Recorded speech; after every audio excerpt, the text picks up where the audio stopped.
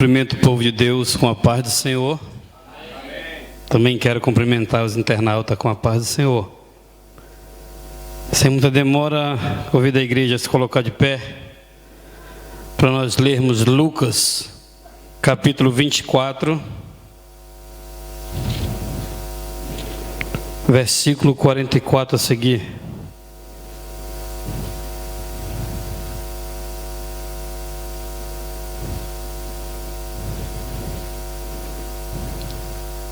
Amém? Amém.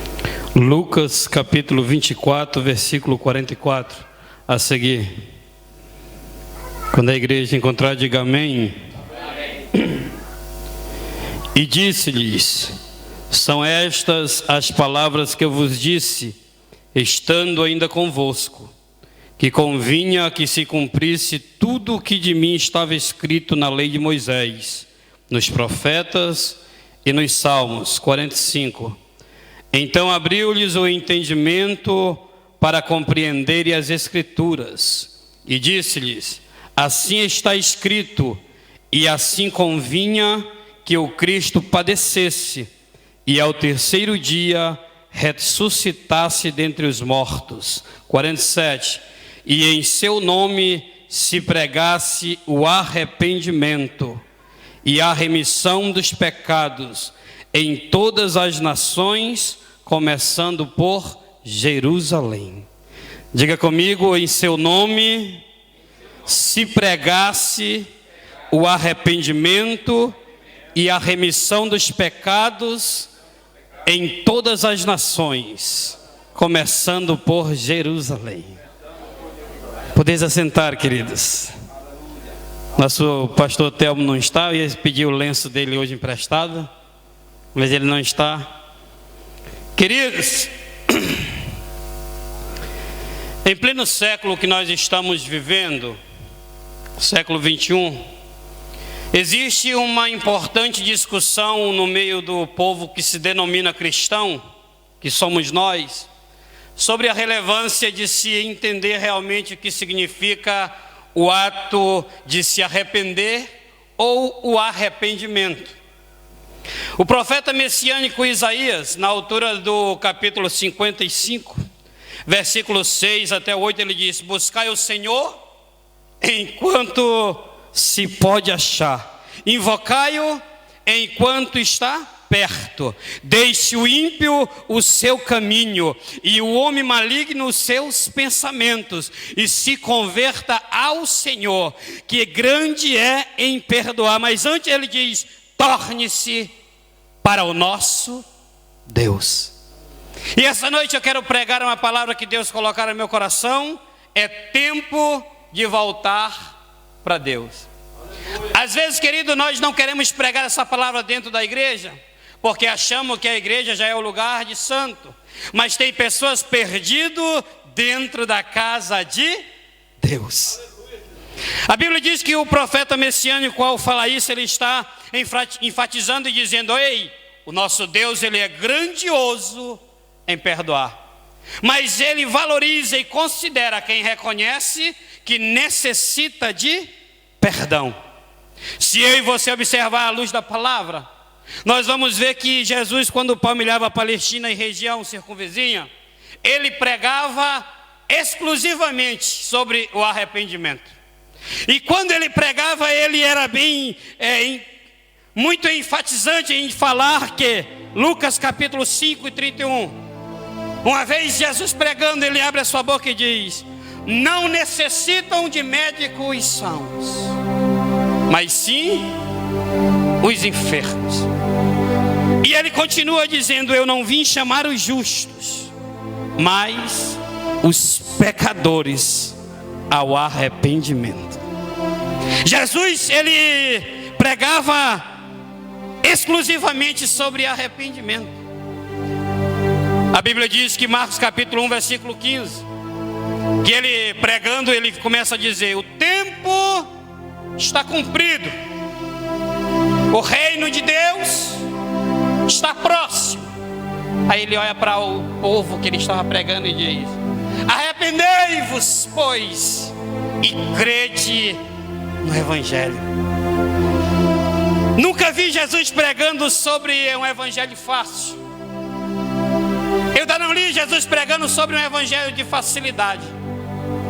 Jesus nunca pregou chave de carro, chave de apartamento. Jesus não pregava dizendo: ei, vinde a mim, porque se tu vier, eu vou realizar todos os teus sonhos. Jesus não pregava em nenhum momento dizendo: ei, quer solucionar os teus problemas? Quero, então vinde a mim. Não era essa a pregação dele. A pregação dele era dizendo: ei, arrependei-vos, pois, e crede no evangelho, porque o intuito que eu vim nessa terra foi para a salvação da tua alma. O evangelho que Jesus pregava era um evangelho de extrema exigência, um evangelho de extrema renúncia. Jesus, ele vai falar em Marcos 8:34: se alguém quiser vir após mim. Jesus não está dizendo: ei, tu vai vir do meu lado, tu vai vir aqui na minha frente, ou tu vai vir em cima de mim. Se alguém quiser vir após, aqui atrás, após mim, primeiro, negue-se a si mesmo. Ele está dizendo: renuncie. Segundo, ele diz: ei, tem um alto preço, tome a sua cruz. E o terceiro diz: ei, siga-me, siga-me os passos que eu trilhar. É caminho de santidade, é caminho de verdade, é caminho de fidelidade, é caminho de renúncia, é caminho difícil para chegar ao céu. Hoje em dia está muito simples, algumas pessoas pregando o evangelho, achando que Jesus vai levar qualquer pessoa para um lugar santo. Não, a Bíblia diz que existe um caminho santo. E esse caminho só quem palmilhou foi ele. Ele está dizendo: ei, quer? Só quem quer, irmão. Não é para todo mundo. Ele diz: se alguém quiser. Ele não está dizendo: tu é obrigado. Ele não está dizendo: ei, tu tem que vir. Não, ele está dizendo: se tu quer, quero. Então negue-se a si mesmo. Então começa hoje a renunciar aos teus desejos. Então começa hoje a renunciar às tuas vaidades. Então começa hoje a fazer com que Ele se agrade da tua vida. Então começa hoje uma vida diferente. Porque não adianta eu bater no peito e dizer: eu sou crente, e naquele dia, quando a trombeta de Deus soar, os meus ouvidos não tiverem afinado e eu não subir, porque o primeiro a anunciar que Ele veio vai ser eu, porque não estava no caminho que Ele queria que eu tivesse. Jesus, ele pregava um evangelho de mudança interna, uma mudança interior de verdade. Ele pregava um evangelho dizendo: ei, que tu vinha após mim, tu não pode mais ficar do jeito que tu estás. Se tu vir após mim, tu tem que ser transformado pela minha palavra. Tu tem que saber o que Paulo estava escrevendo, Tito capítulo 2 versículo 11. E ele diz assim: a graça de Deus se há manifestado, trazendo salvação a todos os homens. Mas na seguida ele vai dizer: e renunciando às concupiscências da carne. Quem ensinou isso foi Paulo dizendo: ei, ele está dizendo que a graça de Deus se manifestou, mas tem uma coisa, tem que ter renúncia. Alguém tem que te olhar lá na rua, irmão, irmã. Alguém tem que apontar o dedo para ti e dizer: esse homem, essa mulher, esse jovem, essa criança é diferente. Alguém tem que olhar para ti e dizer: ei, tem algo que não é normal na vida desse homem, porque toda vez que ele abre a boca para dar um conselho, o conselho entra no meu coração e desce. Deus está dizendo nessa noite: ei, é necessário arrepender-se, é necessário arrepender-se, é necessário arrepender-se, é necessário arrependimento genuíno e verdadeiro. A Bíblia diz em Lucas 14:33, Jesus falando: qualquer um de vós, sem exceção, que não renuncia a tudo quanto tem, não pode ser meu discípulo. Quem falou foi ele. E ele não disse: ah, é o pastor, que é o presidente. Não, é o homem mais importante da terra. Disse: qualquer um que não renuncia a tudo quanto tem, não pode ser meu discípulo. Deus está dizendo para mim e para ti nesta noite: ei, nós precisamos melhorar o nosso jeito de servir a Deus. Aquilo que nós temos feito é pouco pelo que Ele fez. Nós precisamos nos render, nos prostrar. Nós precisamos jejuar mais, precisamos orar mais, precisamos ter uma vida santa, precisamos ser diferente, porque Ele está voltando. Ele está dizendo: ei, tu sabe o que é renúncia? É ser um crente realmente convertido. O que é renúncia? É o teu passaporte para o céu. O que é renúncia? É deixar os prazeres mundanos, é deixar os prazeres da carne, é deixar a imoralidade, é deixar de falar do irmão, é ser crente de verdade. Quando eu olho para essa palavra, ela alegra minha alma, porque eu sei que vai ser muito difícil nós entrarmos no céu, porque precisamos renunciar. Quando falamos renúncia, algumas pessoas já dizem: eu sei o que Deus quer, Deus conhece o meu coração. Não é assim que algumas pessoas dizem. Ainda bate no peito dizendo: olha, Ele me conhece, é verdade. Deus conhece o teu coração. É por isso que o profeta Jeremias, escrevendo, ele diz: enganoso é o coração mais do que todas as coisas. E o homem mais sábio do mundo, chamado Salomão, escreve: de todas as coisas que se deve guardar, guarda o teu coração, porque dele é que procede a saída da vida, dele é que procede o pecado, dele é que procede os maus pensamentos. Então guarda.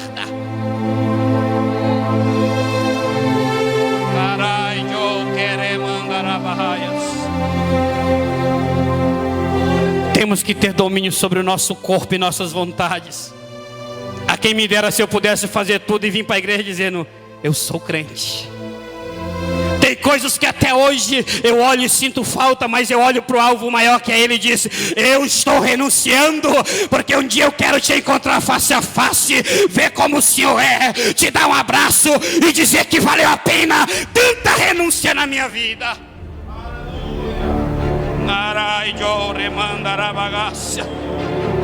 A Bíblia diz, queridos, em 1 Pedro 4,4: e eles acham estranhos. Quem é ele? O mundo. Vós não corredes com ele com o mesmo desenfreamento.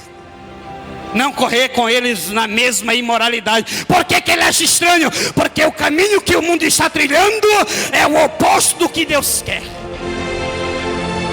Porque o caminho que o mundo está fazendo, enquanto o mundo vai para cá, aquele que é crente de verdade está no contrário, está andando ao contrário, dizendo: o céu é para cá, não é para ir.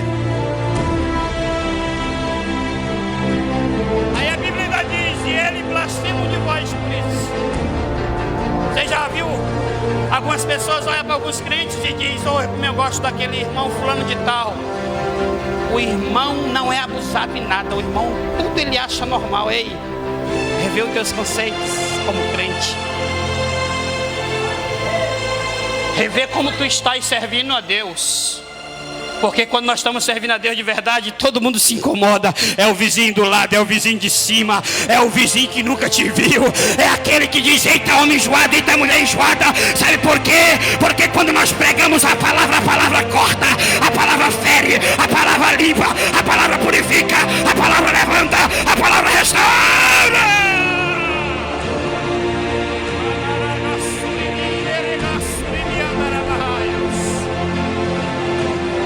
Paulo, escrevendo aos Gálatas, ele diz: o espírito, ele cobiça contra a carne cobiça contra o espírito, e um se opõe ao outro. Para quê? Para que eu não faça o que eu quero. Porque senão seria fácil eu dizer que sou crente vivendo de qualquer maneira. Mas a Bíblia diz: andai em espírito, e assim não cumprireis a vontade da carne. E a Bíblia diz ainda em Romanos 8,6: porque a inclinação da carne é morte, mas a inclinação do espírito é vida e paz. Porquanto a inclinação da carne é inimizade contra Deus. Está andando na carne, irmão? Está fazendo desejo da carne? Tô. Pois está se tornando inimigo de Deus. É a palavra que diz, não sou eu. A Bíblia diz que Tiago, irmão de Jesus, escrevendo no capítulo 4, versículo 4, ele diz: aquele que é amigo do mundo constitui-se inimigo de Deus. Então não adianta aí você dizer: eu sirvo a Deus, mas eu tenho minhas coisas que eu não posso deixar Ele. Ou tu deixa, ou talvez tu pode perder a passagem que vai te levar ao céu. A Bíblia diz, Romanos 8:8: portanto, os que estão na carne não podem agradar a Deus. Só que João vem com a palavra, capítulo 3, versículo 6, que alegra minha alma, e ele vem e diz: ei, mas tem uma coisa que eu quero dizer para vós, igreja: aquele que é nascido de carne é carne, mas tem um povo eleito santo que é nascido do Espírito, e esse é Espírito.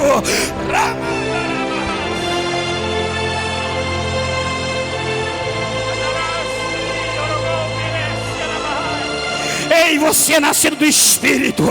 Quem te gerou foi o Espírito. E ele olha para ti, ele geme. Ele diz: ei, eu quero mais. Por que ele diz isso? Porque ele está dizendo: eu vejo potencial em ti de levar a palavra e ganhar almas para o meu reino.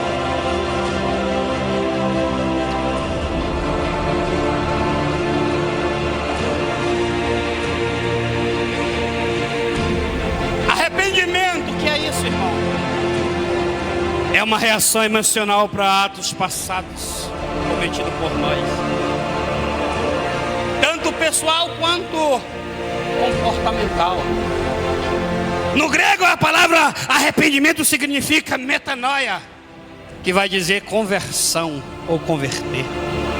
E o que é conversão ou converter? É quando tu está indo nessa direção e dá um giro de 180 graus e faz isso e vem para cá. É isso que Deus está dizendo: ei, tu já foi comprado por alto preço. Tu já foi comprado por preço de sangue. Está na hora de você olhar para você mesmo e dizer: eu preciso. Sentindo culpado, ele para. Mas passa 2 ou 3 dias, ele esquece. Ele volta de novo no mesmo lugar. E Deus está dizendo: ei, nessa noite eu quero gerar frutos de arrependimento. Frutos que produzam arrependimento. Quando nós saímos arrependidos, eu tiro por mim, eu saio batendo no meu peito até chegar em casa dizendo: que porcaria de crente sou eu. Eu preciso melhorar para alcançar alguém. Que crente sou eu que meu vizinho olha para mim e não enxerga nada. Que crente sou eu que passo às vezes 1 ano para ganhar a alma. Que crente sou eu que não tenho coragem de, nas minhas oportunidades, falar do amor de Deus. Que crente sou eu que às vezes para falar de Deus é preciso eu pegar alguma pressão dele. Deus está dizendo: eu te chamei, já te dei autoridade, já te lapidei, já te escolhi. Tu é povo santo, faz a minha obra.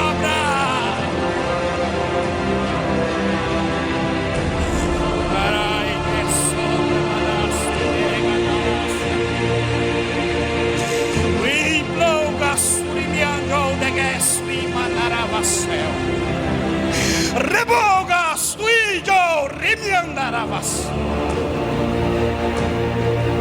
a Bíblia está repleta de pessoas que tiveram apenas o remorso e não o arrependimento. Passa muito rápido esse relógio. Remorso. Judas Iscariote teve remorso. A Bíblia diz que ele buscou arrependimento, mas logo na seguida vai dizer: e ele se enforcou. Quem se enforca não se arrepende, teve culpa, remorso. A Bíblia fala sobre Balaão. Balaão chegava, perguntava para Deus, mas sempre voltava a dizer: eu vou ganhar esse dinheiro que Balaque está me oferecendo. Não era isso? A Bíblia diz sobre um homem chamado Faraó: quantas vezes foi provado Deus fazendo proezas, e ele dizia: pequei contra o Senhor, mas daqui a pouco voltava. A Bíblia fala sobre um homem chamado Esaú, que vendeu a sua primogenitura por um prato de lentilha. Daqui a pouco a Bíblia vai dizer: mas não achou no seu coração arrependimento, ainda que com lágrimas o buscou. Mas teve homens que se arrependeram de verdade. Zaqueu. Bíblia diz que ele disse: eu vou dar metade dos meus bens e restituir que eu fiz alguma coisa 4 vezes mais.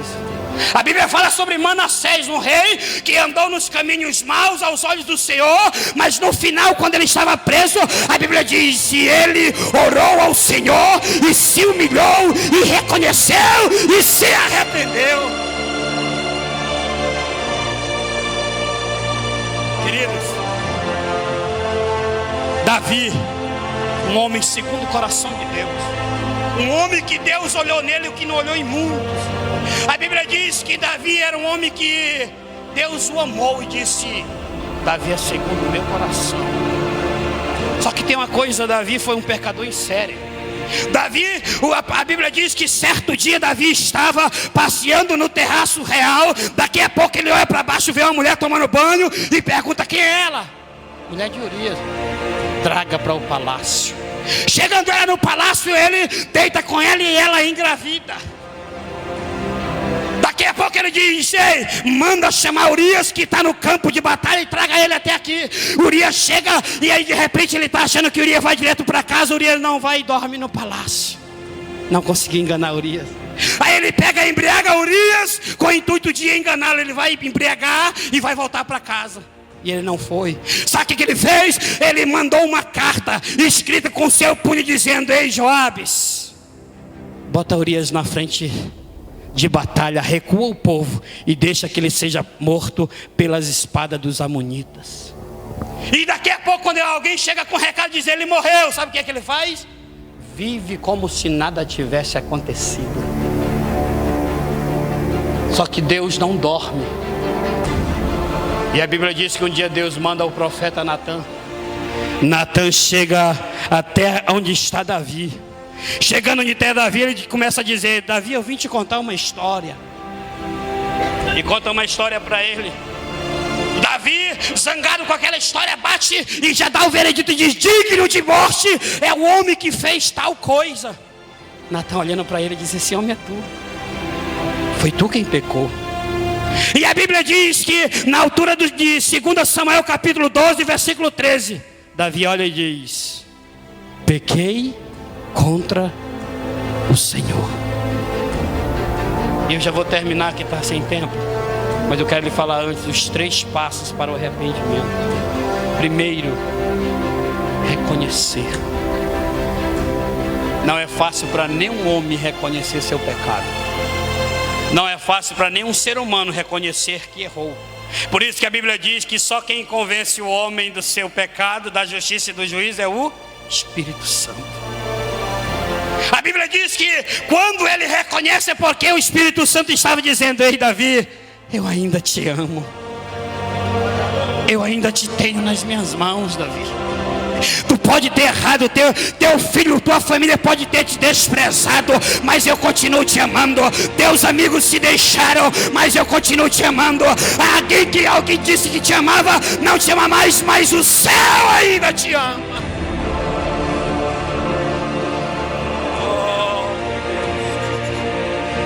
O primeiro passo é reconhecer. O segundo é confessar. Tem que confessar. A Bíblia diz que Davi decide confessar seus pecados e assumir que errou, porque a consciência já estava muito pesada. Salmo 32, 3, ele vai dizer: enquanto eu guardei o silêncio, escondendo, meus ossos se enfraqueceram. O tempo não apaga o pecado. Se nós erramos diante de Deus em alguma coisa, pode passar 1000 anos, o pecado é o mesmo, Deus não apaga. Porque é necessário que você confesse e deixe para alcançar a misericórdia. Mas houve um momento que Davi diz: Senhor, não me repreendas na tua ira nem no teu furor. Tem misericórdia de mim, porque eu sou fraco. Guarda-me, Senhor, porque os meus ossos estão perturbados. Ele primeiro reconheceu, confessou. Agora o último passo: afastar-se do pecado. E eu estou sendo rápido porque eu estou sem tempo, tem 5 minutos. Como é que eu me afasto do pecado? Davi ensina, Salmo 51. Ele já começa cantando assim: tem misericórdia segundo a multidão da tua benignidade. Apaga as minhas transgressões segundo a multidão das tuas misericórdias. Lava-me da minha iniquidade e purifica-me do meu pecado. Sabe o que ele estava dizendo? Deus, eu reconheço que errei, eu confesso que errei, eu quero me afastar do meu pecado. Tem uma coisa: reconcilia-me contigo novamente.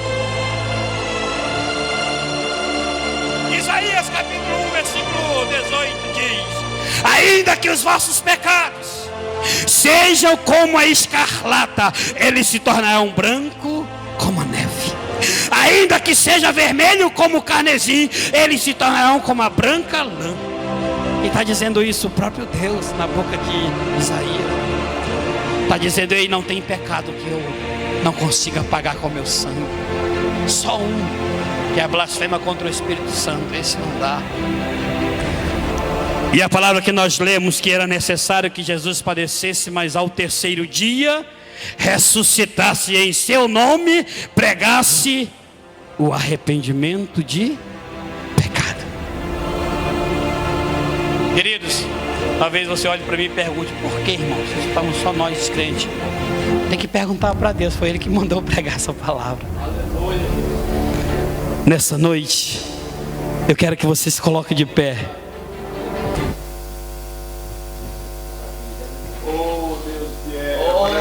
Tiago, sabe o que ele diz? 4, 8 e 9. Chegai-vos a Deus, e Ele se chegará a vós.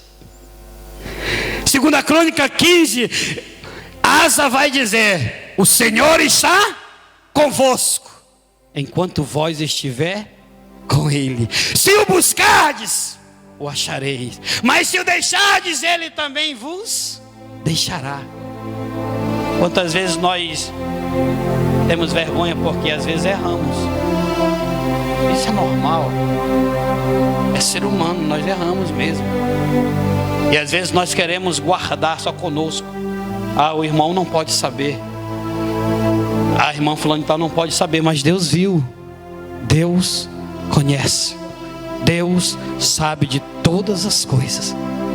E nessa noite é noite de eu e você começar a conversar com o Espírito Santo e dizer: se há em mim algo que eu não me lembre, algo que eu cometi, algo que me atrapalha de sentir tua presença de verdade, me lava, me purifica, transforma a minha alma, porque eu preciso estar diante do Senhor mais uma vez, porque eu preciso estar diante de Ti.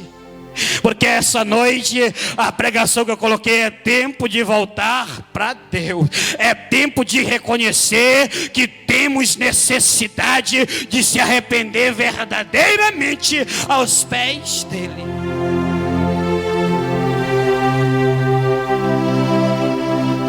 Tem um hino que alegra minha alma,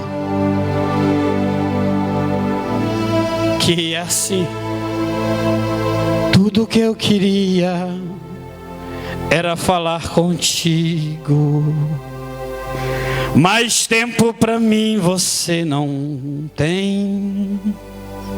Tudo que eu queria era ser o teu amigo, mas o meu espaço você preencheu também. Nunca mais conversamos de madrugada, e em soluço já não ouço a tua voz. Que saudade eu estou de você e dos segredos que haviam entre nós. Foi por isso que eu fechei as portas, que era pra ver se você lembrava de mim. Não dá mais pra viver nessa indiferença. Não, eu não suporto mais viver assim. Os teus negócios, teu emprego, tua família, teu Facebook é mais importante do que eu. Você passa mais tempo com eles do que comigo. Que saudade eu estou de você. Eu te trouxe aqui na minha casa essa noite porque eu precisava conversar contigo. É tempo de voltar, de se arrepender. É tempo de reatar nossa amizade. É tempo de chorar e de se converter. Se você quiser, nós dois vamos sair de mão dada por esta cidade.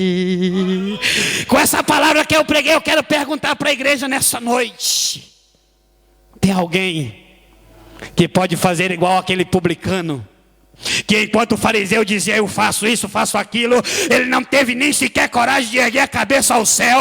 Mas a palavra de Deus diz que ele batia no seu peito e começou a dizer: Senhor, tem misericórdia de mim, porque eu reconheço que eu sou pecador. Aleluia. Tem alguém nessa noite que acha que é necessário reconhecer, confessar e largar? Se tiver, eu quero lhe convidar para vir, que eu quero orar por você. A Bíblia diz que não é por muito falar que nós seremos atendidos, mas só que o Espírito Santo é aquele que conhece o íntimo do homem. Quando o homem dá ouvido à voz de Deus, Deus fala: ei, é contigo que eu estou falando. Foi você que eu trouxe aqui para falar contigo. Foi eu que te chamei aqui nesta noite, porque tenho eu um grande projeto para fazer na tua vida. Eu vou perguntar mais uma vez: tem alguém no nosso meio que precisa? Venha. Oh, meu Deus. Maraga soremandai jo ne calabahaias. Tem mais alguém? Tem mais alguém? Tem mais alguém? Haragai do remije que assurimiandarabahaya. Deus está te dando uma nova chance nessa noite.